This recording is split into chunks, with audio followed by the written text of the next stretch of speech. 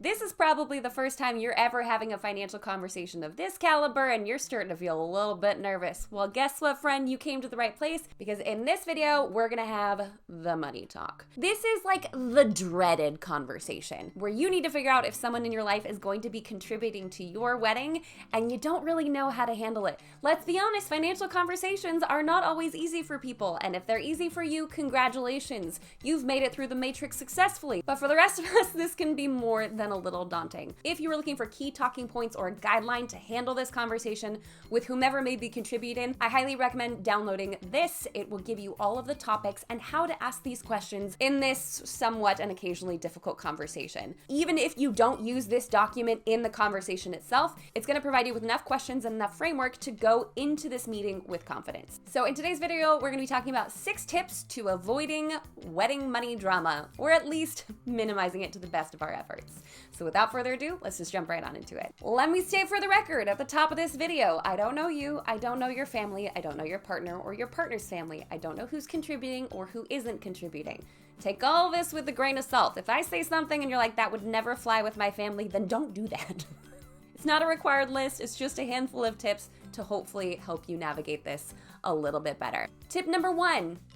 Don't come in with big expectations. In fact, it's probably best to come to this conversation without many expectations at all. While your parents may have said in the past that they'd be willing to contribute a certain amount, it's best to not make assumptions. Things may have changed. I know the last few years have been really financially different for a lot of families, so what may have been true before may not be true now. I know that this is your wedding and you're so excited about it, but we want to be careful that we're not coming across with a huge sense of entitlement here. Regardless of what's been said before, you need to come into this conversation with clean and clear expectations. While these people love you and want the best for your wedding, they may not be able to contribute financially. Any amount of money they put towards your wedding is a gift. So no matter how small that amount is, be sure to be grateful and say thank you. Number 2, do not compare amounts contributed by other people. Your in-laws do not need to know how much your parents are contributing unless they specifically ask for it, and even then, I would avoid that conversation if possible. While it may be tempting to share this because, you might be able to get a little bit more money out of your partner's parents, it could potentially cause hurt feelings and embarrassment and really just isn't necessary. Unless absolutely necessary, keep the amounts being contributed between you and your fiance. Tip number 3, know your boundaries.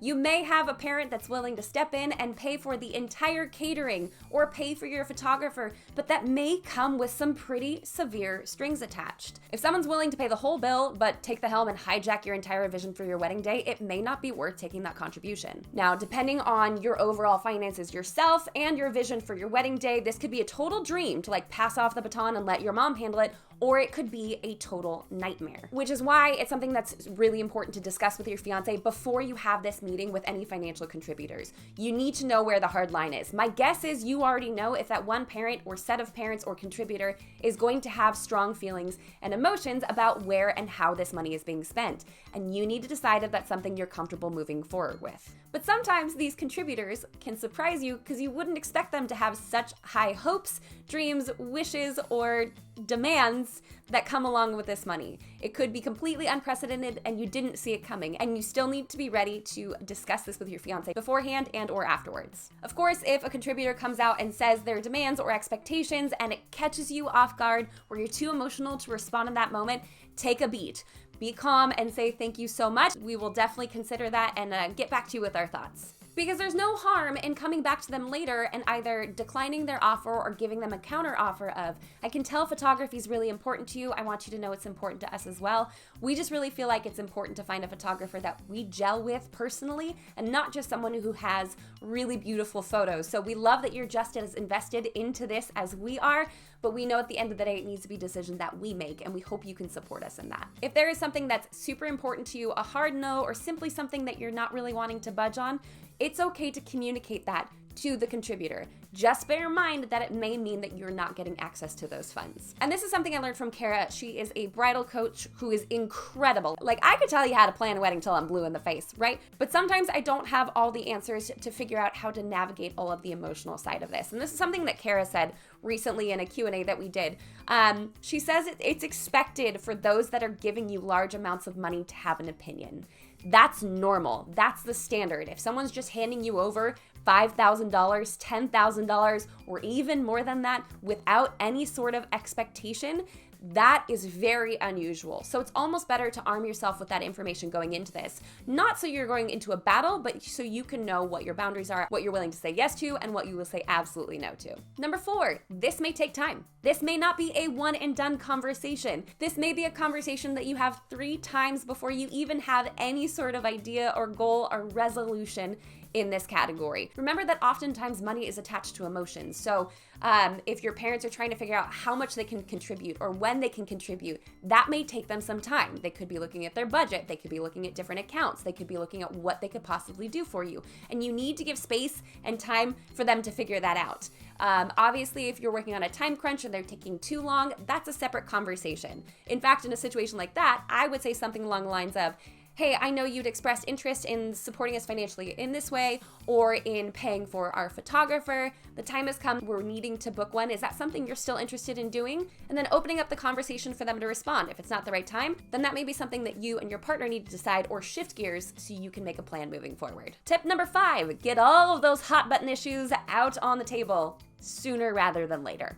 If there's a certain religious and or cultural tradition or expectation that your family has for your event and you have no intention of doing that, it's good to share that at the very beginning instead of surprising them with it later on down the line, or God forbid, saying something along the lines of, they're giving us money and they'll just have to deal with it. If your mom is dead set on you getting married in church and that's the absolute last thing that you and your partner want to do, that's something that should be brought to the table as soon as possible. That way it opens up the flow of communication, and you can either choose to decline that contribution or come up with compromises that suit both you and the contributor. That way it opens up the conversation because, like we said earlier, this stuff takes time. It may not be a one and done chat. But by discussing all of those hot button issues sooner rather than later, it means that you can avoid any last minute bombshells that may have an impact on whether your contributor wants to participate or not. And lastly, tip number 6, some contributions do not come in the form of a check. Some relatives may offer to plan or host an event, such as a wedding shower or an engagement party, rather than contributing cold, hard cash. If there is someone in your life that wants to contribute but cannot do so financially,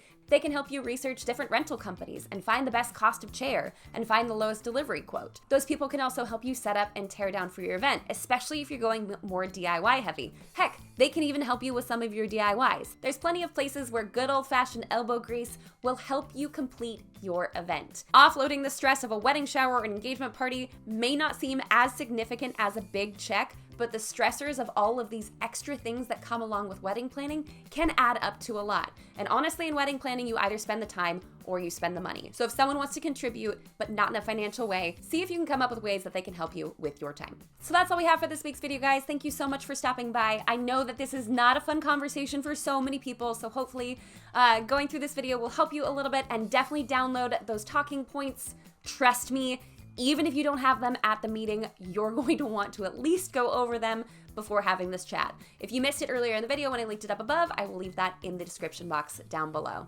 If you like this video, be sure to like this video and subscribe to this channel for more tips and tricks for the modern day bride. And until next week, bye guys!